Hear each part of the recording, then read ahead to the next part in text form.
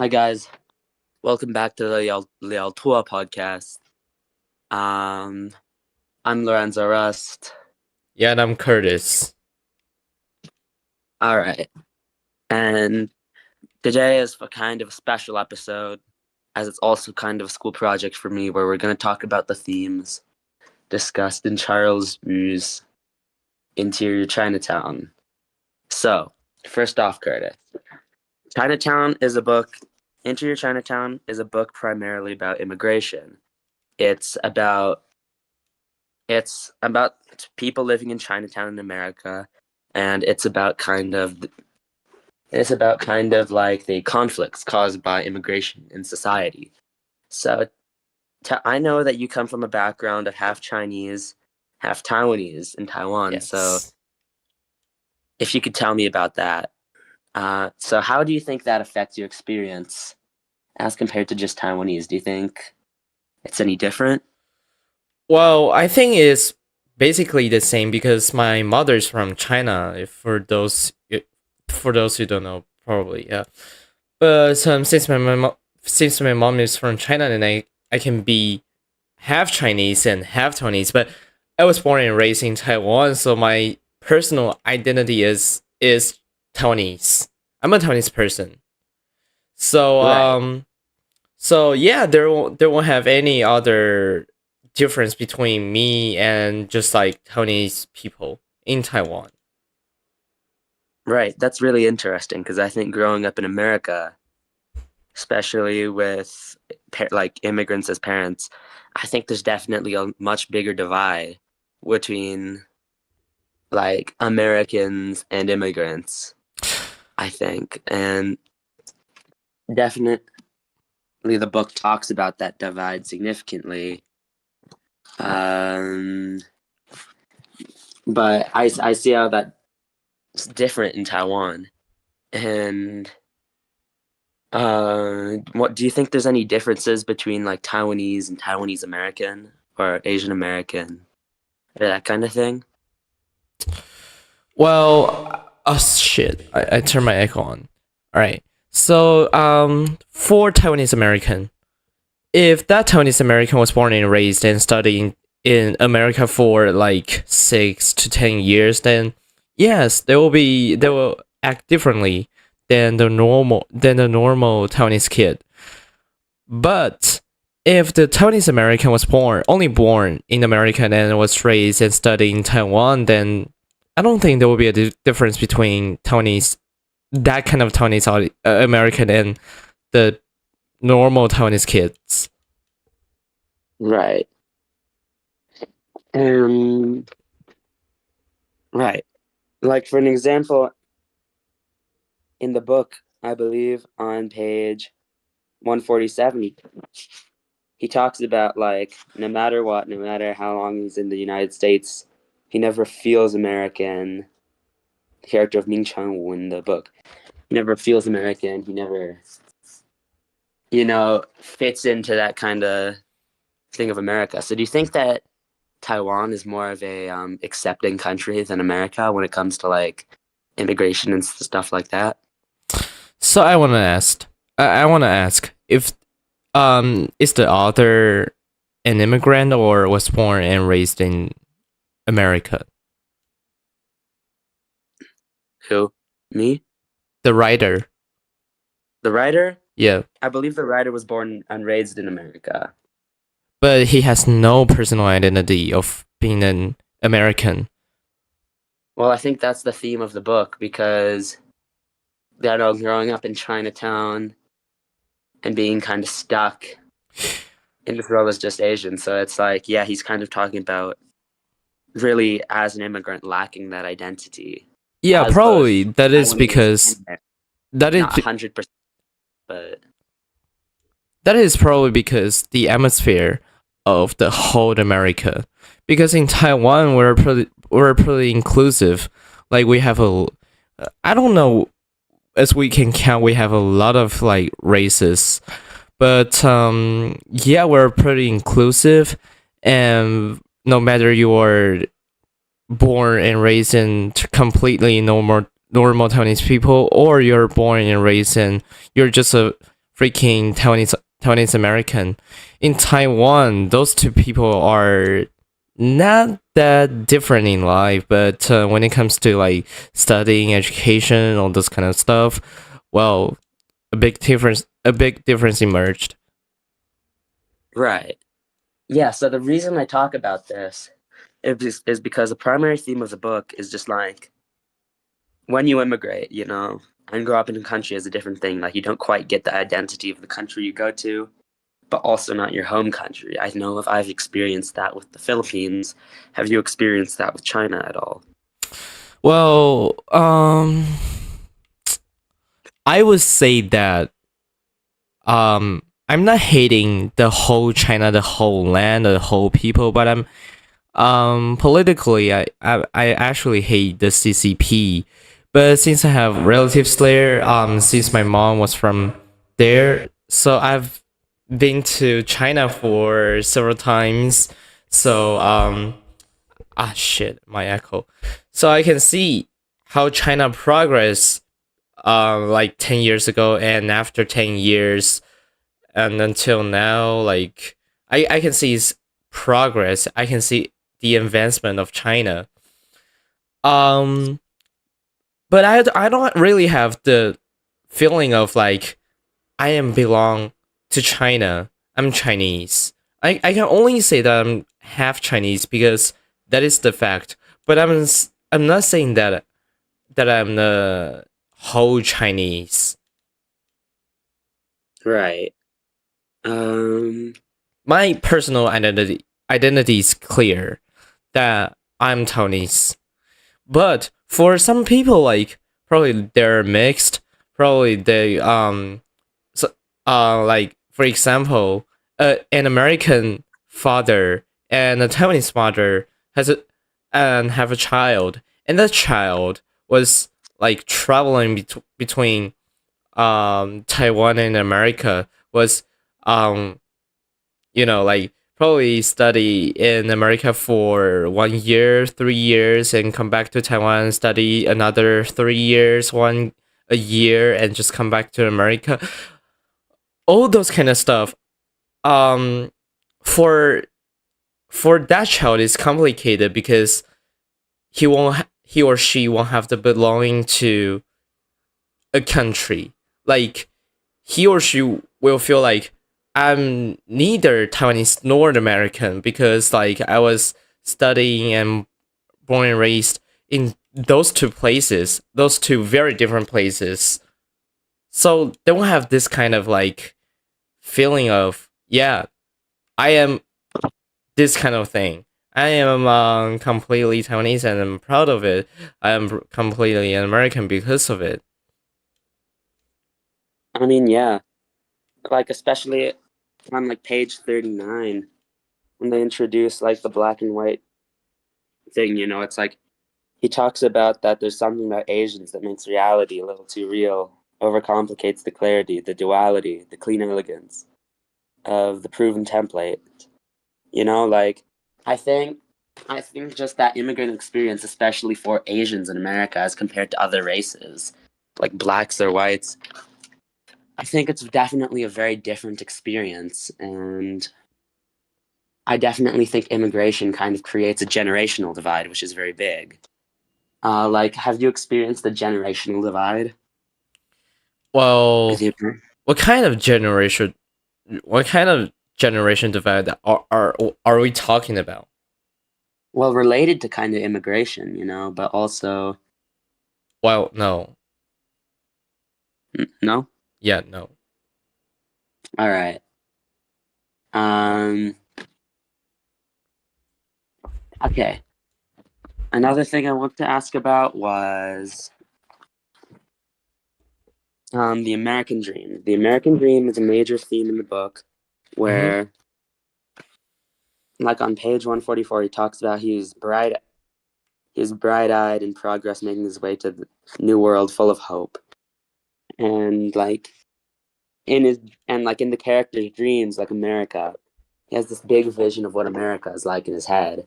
Um, so like, what do you think growing up in Taiwan, and you personally, but also just the general opinion of like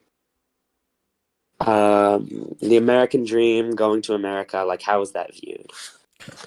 Well, you gotta know that probably you don't know it because you're an American yourself. But for Asian people, going to immigrant to or study there or born there or raised there or just anything that you experienced about America is super.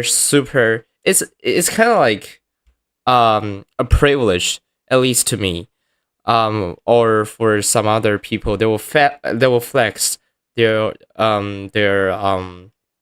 experience about born and raised or just studied there in America, because like yes, a lot of people have like American dream or just had an American dream before because of Trump. Yeah, like people in Asia American dream is pretty common because for me myself, I actually had an American dream before Trump got elected as the president of the United States. Because like American, first of all, to me, it is pretty different. It is pretty different from Asian culture, and America is like um pretty attracting. So that I would just had the American dream before, and I believe that a lot of people had American dream. Definitely. I think it's something in the past, but I also think a lot of people are disappointed. Also, like, definitely in the book, but also in life, I think a big theme is that America really isn't that perfect. Especially you can see this with Trump now, where we elected this leader who's making these, like, stupid immigration laws, you know? Well, But in the end, I can relate this kind of feeling when it comes to foreigners that like Taiwan pretty much. What I can say, I can say that I can say 10 disadvantages of Taiwan, or 10 reasons that you shouldn't come to Taiwan, or 10 reasons that you shouldn't live in Taiwan more specifically. right. Uh, I mean, yeah, and there's like a lot of differences, and really just not living in a country in the end and not experiencing this, you can't really make a decision or have an opinion. So Well, I American think Dream, that there's I think American Dream is because of the history background. Because before there are a lot of a lot of Chinese people immigrated or worked as a labor, as a slave, to in America before. That is a History background. So probably because they have a lot of um work opportunities, they earn a lot, so people would like to go there and visit there, and or just like persuade, or just like having a green card there because of the quality of life. right. Definitely, I can see that. And I can also see how, like, these people won't move to America also, but they'll have these dreams about America. So when they come, that definitely causes a lot of problems. Because, like, for example, for immigrants, like, there's a lot of problems in America. Yeah. And just a lot of people do not get what they want. A lot of people have a hard time keeping their identity up in America as Yes. well. Like for an example in here, the character of Karen is like a mixed race character, and it's like and like on page 160, and they talk about how like in seeing her face and her features and the little habits that you recognize, you see it like a Chinatown face. Mm-hmm. But also there's things that you don't, some threshold of ratio, familiarity and difference, of comfort and newness, extending not just in the way she talks, the tones and rhythms of speech, but also to thought and the way that she sees the world from the background, from the margin. Like I think definitely I think definitely a lot of people immigrating to America and kind of misunderstanding what it's like. In the end, like this creates things such as Chinatown and really lack of assimilation, which creates complicated identity for their children, Well, especially. because well, because of the education systems, like the education systems between China and Taiwan and America are totally different. Let's just talk about Taiwanese education system and American education system, because you experience these two systems before. So like first of all, Taiwanese education are kind of similar, but not the same as Chinese education system. But compared to Western, let's just talk about America education system. The whole things are different.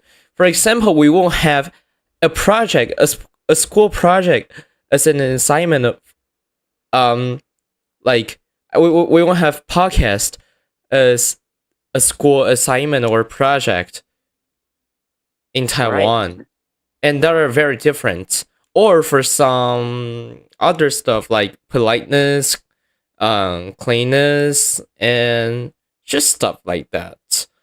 I Because agree. like some people will feel like a people doing drugs on the street, especially for Taiwanese people, will feel like it is very very dangerous to see, and it's not common to see people doing drugs on the street and just sleep on the street, Right. and we And were I think, scared. We'll be scared. yeah. I mean, overall in the US, it's just so ubiquitous that it just ends up getting normalized. Yeah, And this it is seems like happens it's with a, getting normalized, and probably and this you as happens, American people don't care about it, and you yeah, won't feel dangerous on the street at night because you're used to it. But for Chinese people, this kind of thing is unacceptable.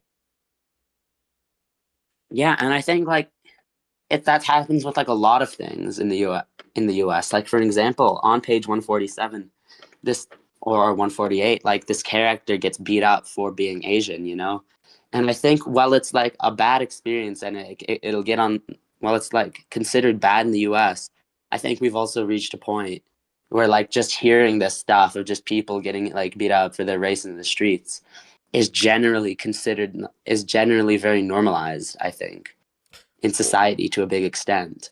Well, Like, I think it shouldn't be. I think it shouldn't be because like the reason why we have this kind of racism problem in the US is because of the history background. But um, the but problem I also is, think it's can getting can normalized and Americans get normalized. rid of this kind of culture and history background and just get rid of it? Right. I I mean, feel it's like hard. Chinatown is the best demonstration or the best tool to get rid of this kind of racism problem.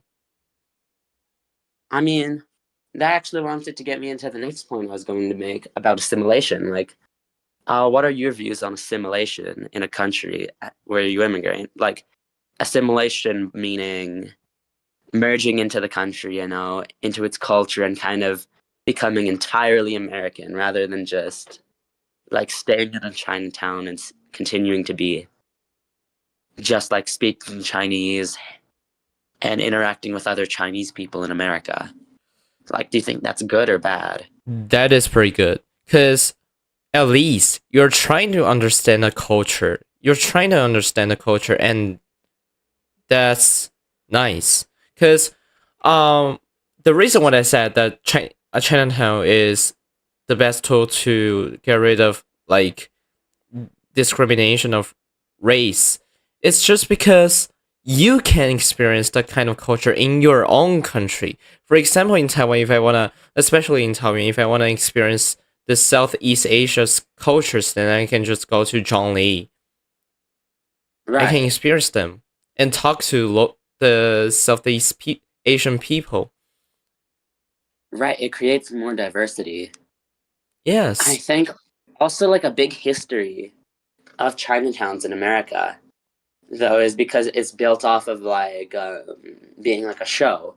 Like the original Chinatowns, like 100 years ago, were originally built for like white people to like look at this like fake at these like fake things, these like fake depictions of like people doing opium or these dirty slums, you know. That's how it was, and it was like tourism originally in America for white people. So I think like a big view around Chinatown that where a lot of people view it negatively is kind of viewing it as a performance, I guess, which a Yeah, type but of performance. afterwards, but now today, like Chinatowns are a play are areas where Chinese people will gather together and share Asian cultures together. Like for me, some if I really go and visit or study in America, then I'll miss the food here because the food here is amazing, and I would like to talk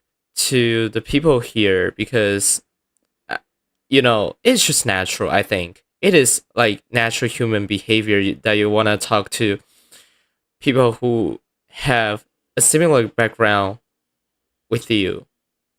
For example, No, if you come to if you come to and study, you've come to you had come to Taiwan and study in Taiwan, then I think you would like to talk to people from your city, right? yeah, definitely. Like meeting other Americans was definitely like an interesting experience. And Yeah. of course, I always missed American food, American culture. So I definitely see what you're saying. And I think majorly, I've just seen a big improvement, I guess, in Chinatown and really like Asian American experience in general in America over the past like 20 years. I feel like there's, I feel like growing up, I definitely experienced that kind of not belonging to a big extent. And I think there's still some problems, but I think compared to like 20, 30 years ago, where it was much worse, I think overall people are just becoming a lot more understanding and we're kind of becoming a lot more of a global society, you know, which makes it easier for immigration because no matter where you go, it's all global and there's always going to be immigrants. Yeah. And the reason And why you don't feel like you belong to the country is just I think it's just because like the country's not working well.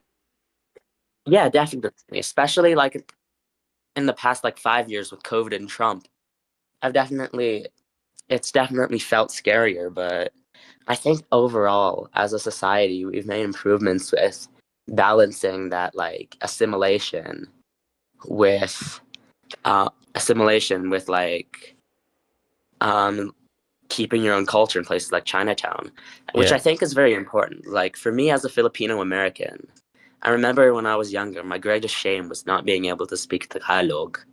You know, Why? like not being because it's the language, you know, of my ancestors and my entire family.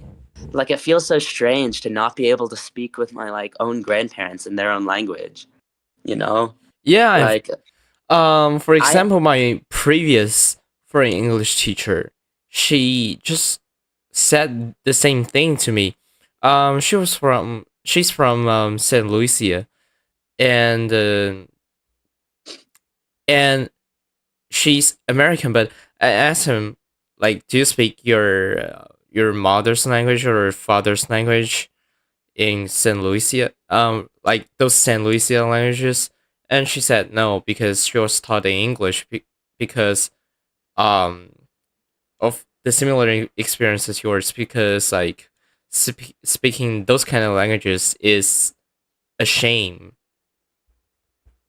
yeah, and I think the major pain caused by immigration, which we also definitely see in the book, is like I guess being a is I guess like being in a country that won't quite accept you, but also not having that like understanding of your own culture, you know, in that way. And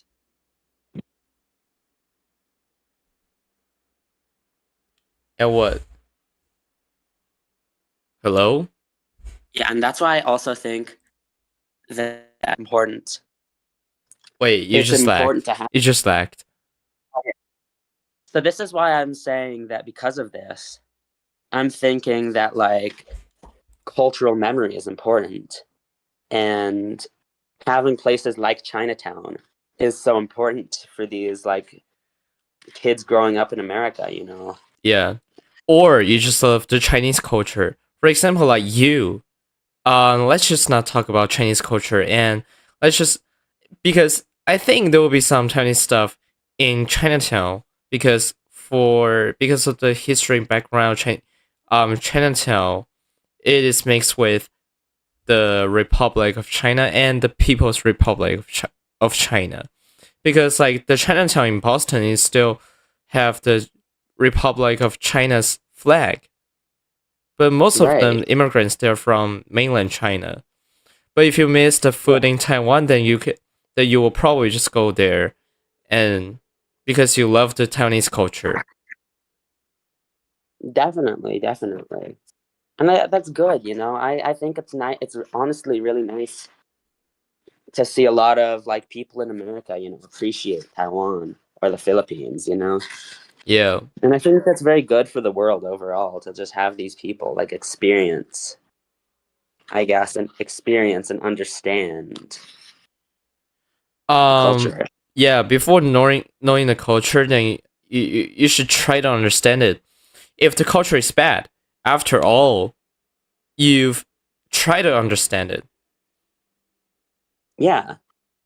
And I think that's just overall very good. Like in the book, it kind of talks about like how they really in the end ignore Chinatown. Like it's a black and white society where they only really care about the black and white and they don't try to understand I Asian think culture. I there forget which.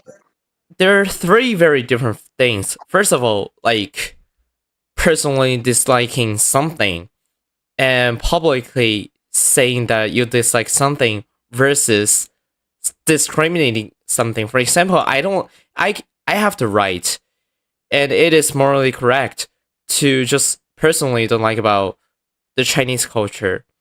But if I say publicly that's another thing because if I'm a YouTuber and I said something bad about Chinese culture, then well, some companies will say, well, I don't want to cooperate with you. I'll stop sponsoring you. Then we won't. You shouldn't be. You should not be surprised. And the third thing is morally unacceptable is just discriminate the Chinese culture or discriminate something. Right. Right. And I'm not sure exactly what page is it. I'm not sure exactly which uh page it is on, but like I think it talks about, I guess, like Chinatown just being this like separated, like really the book is about like Chinatown being the separated place from the rest of the society. And in the end, it kind of converts where his daughter lives outside of Chinatown in an American suburb and has a better life. So I think a definitely big theme of the book is like, I guess, cultural understanding, cross cultural understanding, and definitely being able, and definitely like being able to like keep your identity without having this Chinatown and without having this separate society, Yeah. I guess, for immigrants. Because Well, also, I think, because I don't exactly know how Chinatown looks in common Americans people's head, but I will feel like Chinatown is not as bad as it was before in American people's mind. I mean, yeah, definitely. Um, so like, what are your thoughts like? Let's say you go to America, you live in America, you have a kid in America. Hmm. Like, would you want them to still like speak Chinese at home and maintain that culture? Well, yes, because my mother is Taiwanese, and my mother is Chinese, and my father is Taiwanese. So I want my kids to talk to their grandmother and grandfather So definitely, I will teach them Chinese. It's just not Definitely. because to let them remember where they're from. It's just because it is useful because their grandparents are speaking Mandarin. And also like I feel like if you want to understand the world, if you want to like have the global vision, then you just have to learn two languages. First of all is Mandarin and the second is English because Mandarin represents the whole like majorly the whole Eastern culture, and English like it is majorly represents the whole Western culture. So you just have to understand these two languages. So in order to have my kids to have this kind of global vision, I will just teach them Mandarin. Right. I get that. I get that. I think that's definitely very important to have that global vision, and to Yeah. think outside the box, to think, because I think for a lot of like immigrants, and I think in a lot of the book, these people are feeling shame over being mixed race or being Chinese living in America, like being Chinese living in America. Like even there's a scene, like I believe like page 40 something of the book, where he's like pretending to do an Asian accent because that's what he's supposed to do when he Hmm. doesn't even like actually speak Chinese, like fitting into society. And so I think and I think because a big major theme is that of the book is that all of these problems are just caused by narrow-mindedness and being narrow-minded and not really interacting with foreigners. And I wanted to ask you, because I know you especially are very like a global citizen Hmm. compared to the average Taiwanese. You talk to a lot of foreigners, you speak English, so like how do you think those experiences have benefited you? Well, definitely, like I said, I have the global vision because I can think differently. I've interacted with a lot of foreigners. A lot of people asking me why do you like to talk to foreigners more? Because it's just because I live in Taiwan, so I will naturally talk to more Taiwanese people. And in my life, there won't be a lot of foreigners that I can talk to. So whenever I see a foreigner, I will just try to talk to them because I really want to know how they think about things. Because every time I talk to them, for example, if I talk to you, I can really see how like um Western people think in a different way. I just jump out of the box, out of the Asian box. But if my kid or if someone was born and raised in America, the whole whether you're black, white, or yellow, and you should talk to foreigners too because you have to understand how Eastern world work. The world is bigger than you always believe than we always believe them. Right. I Yeah, right. And do you think like your mindset compared to the average Taiwanese is just like better understanding? Um, yeah, kind of. It's just because I've seen a lot happening in the Yeah. world. I mean, as have I, like I'm American. I went to Taiwan, interacted with Taiwanese, and learned about that. And I think definitely that's just so important and powerful, I guess, It for is like pretty powerful.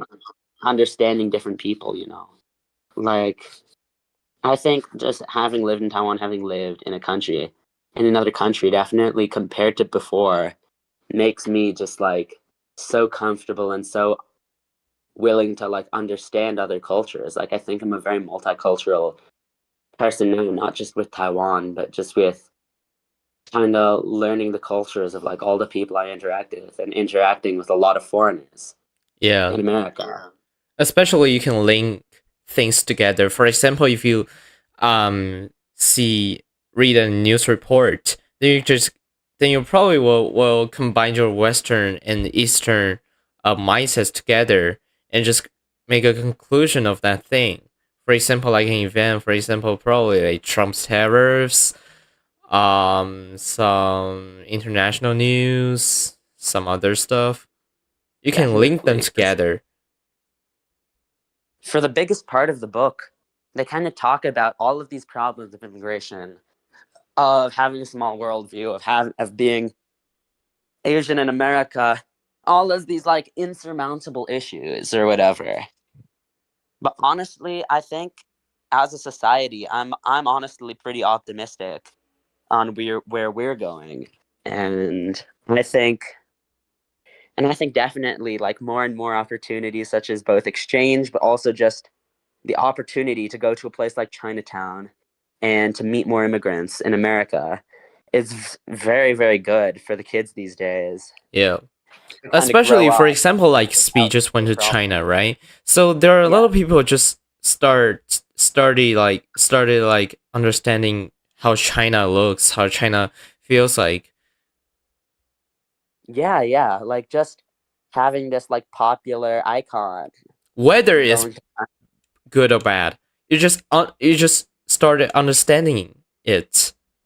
exactly. Like you're not telling everybody to support China or everybody to be on the side of China. Yeah. Like that's just pandering, you know? And it's like when he's introduced as like special guest star in the book, or actually a better example in the book is when his daughter Phoebe's show is like kind of mixing all of these elements of like ancient China that don't really exist and don't really make sense, you know, and it's like putting Chinese culture at the forefront and expecting everybody to be like super pro Chinese culture, but it's not like real China, you know.